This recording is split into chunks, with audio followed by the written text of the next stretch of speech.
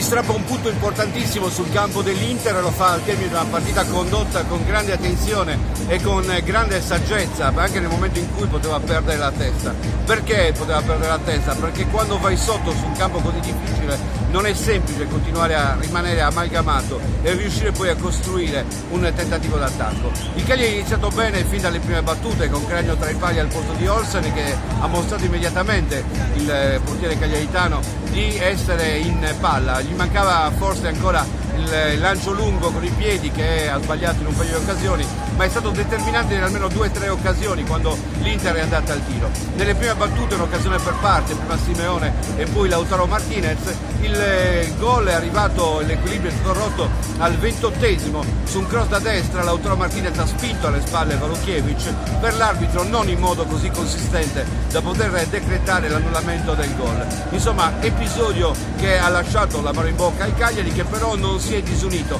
ha continuato a giocare, ha rischiato ancora di subire il gol su una occasione in attacco che ha visto protagonista Cragno, ma pian piano è venuto fuori, ha collezionato anche la squadra cagliaritana le sue occasioni per riuscire a pareggiare. Già nel primo tempo con un colpo di testa di Faragò. Insomma, una squadra ben amalgamata che abbiamo rivisto giocare con compattezza, anche nel secondo tempo, quando non ha avuto problemi ad attaccare, non ha pensato di proteggersi dal prendere una goleada, ma ha tentato di inseguire il risultato finché ha potuto, rischiando ma anche costruendo gioco e sfiancando pian piano l'Inter, che nei minuti finali, soprattutto negli ultimi 20 minuti, ha ceduto qualche metro a centrocampo, permettendo al Cagliari di arrivare al pari su un tiro in Angolan che ha centrato la porta. Insomma, tante indicazioni positive per il Cagliari, che dopo 2 giornate nel girone di ritorno, peraltro in trasferta, ha 2 punti in più rispetto al girone d'andata e ha mantenuto la sesta posizione andando a riagganciare il Milan, quindi dimostrando di voler stare in quelle zone alte di classifica. E quest'oggi, malgrado la sconfitta all'andata, malgrado la brutta figura in Coppa che poteva essere sul piano psicologico deleteria, ha messo in campo con le risorse che sono rimaste, ricordo che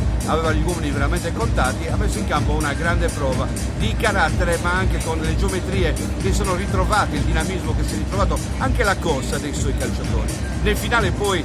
c'era la possibilità di battere ancora un calcio d'angolo nel tempo di recupero, non concesso da Manganiello, perché nei 4 di recupero è stato espulso Lautaro Martinez, abituato male probabilmente perché di fronte a un fallo valutato contro ha reagito in modo scomposto, prima giallo e poi rosso. C'era la possibilità di battere un calcio d'angolo perché il 49esimo è scoccato proprio nel momento in cui la palla è finita fuori, e invece il direttore di gara di Pinerolo ha avuto quasi paura che il Cagliari potesse cogliere anche il risultato pieno nel finale di gara. Insomma, alla fine un punto importantissimo che dà morale, e adesso scontro diretto contro il Parma nella prossima gara sabato alla Sardegna Arena.